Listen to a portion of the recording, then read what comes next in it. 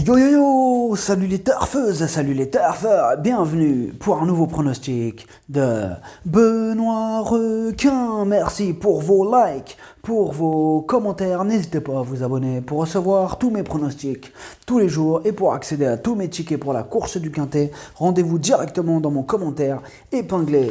Ok, place au pronostic du Quintet du dimanche 28 novembre, direction Auteuil pour le prix Jean Loumain, Steeplechase, 3500 mètres, 16 partants, réunion 1, course 6, indice de confiance, 1 sur 5, ce quintet est ouvert, ils sont nombreux à pouvoir espérer se mêler à l'emballage final.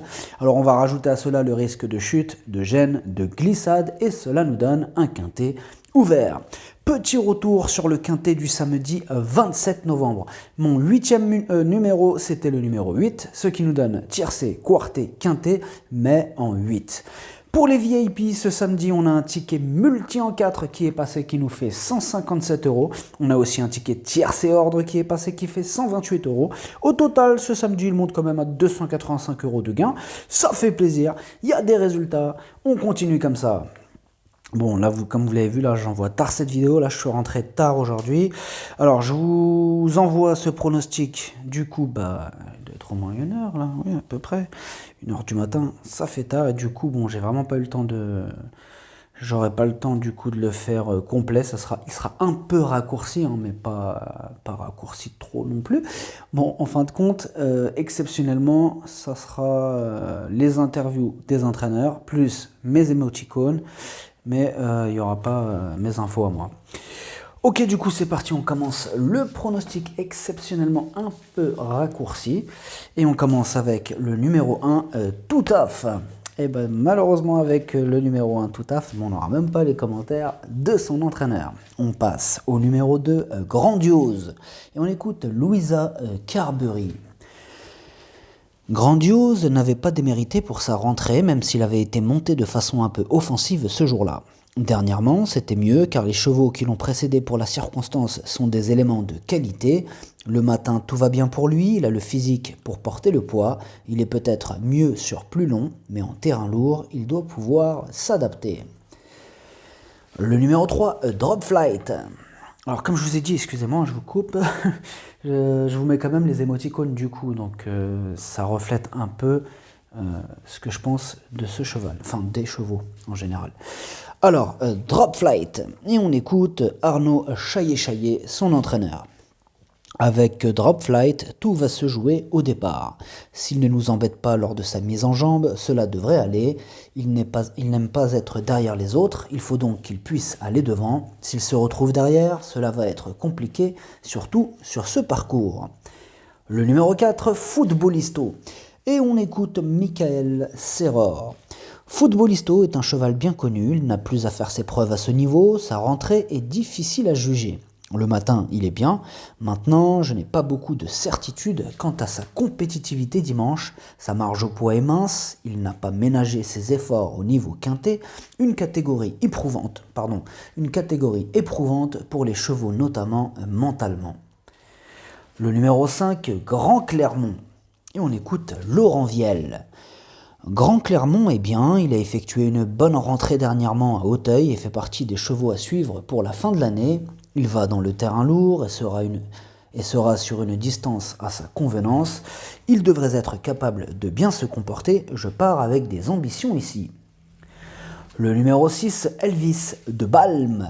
Et on écoute François Nicole. Elvis de Balme s'est retrouvé dans le coup tôt dernièrement sur une distance assez longue et un peu coincé pour finir. On arrive en fin de saison, mais le cheval me paraît rester très bien.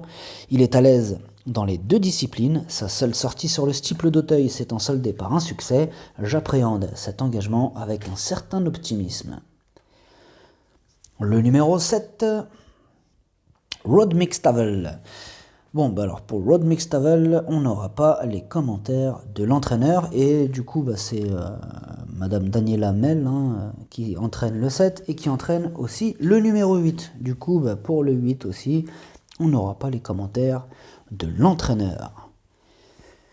On passe au numéro 9, Genesis As, et on écoute Arnaud Chaillet-Chaillet. Genesis A, c'est parfait, ce n'est peut-être pas un cheval d'Auteuil, mais le fait que l'épreuve se dispute sur 3500 mètres me fait tenter le coup. Le numéro 10, Beryl Bay. Et on écoute Pierre-Jean Fertillet. Beryl Bay reste sur 2/5e place au niveau qui nous intéresse. Depuis sa dernière sortie, tout va bien. Ce cheval généreux devrait d'ailleurs apprécier la distance moins longue que dernièrement. Certes, sa marge au poids est mince, mais il devrait une nouvelle fois très bien se défendre. Le numéro 11, Philoupe.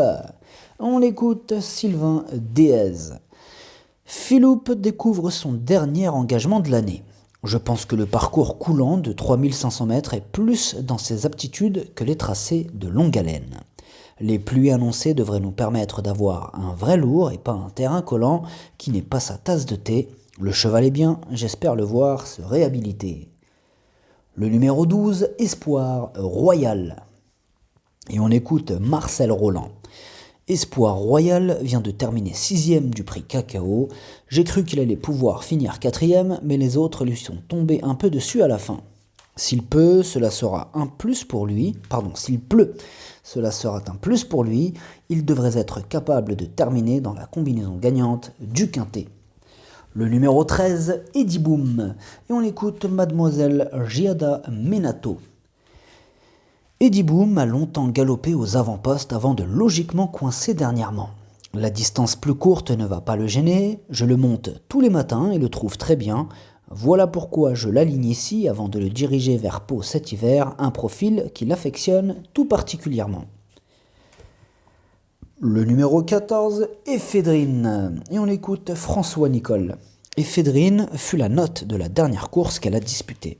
Prise de vitesse d'un bout à l'autre du parcours, elle a effectué un rapproché final aussi tardif que remarqué. Sur sa lancée, il est légitime d'en espérer une confirmation, d'autant que le terrain lourd va jouer en sa faveur. Je vais essayer de la faire monter moins loin de la tête sur cette distance assez courte. Le numéro 15, Galet des Fosses. Et on écoute Jean-Luc Bonez. Galet des Fosses revient dans une catégorie qui est plus la sienne et il s'est déjà bien comporté à ce niveau. On va tenter de lui donner un parcours fluide de derrière, puis on saura à quoi s'en tenir pour l'année prochaine. Le numéro 16, Fighter Jet. On écoute Arnaud Chaillet-Chaillet. Fighter Jet n'a pas été revu depuis le prix Violon 2. J'espère qu'il ne va pas manquer un peu. Le matin, il me paraît très bien. Il ne doit pas être sous-estimé. Le pronostic, ça donne 7, 6, 5, 11, 8, 14, 2. Merci d'avoir suivi cette vidéo. N'hésitez pas à vous abonner pour recevoir tous mes pronostics tous les jours. Et pour accéder à tous mes tickets pour la course du quintet, rendez-vous directement dans mon commentaire épinglé. À jouer avec modération. Bonne chance. Chopez-le moi. Ciao.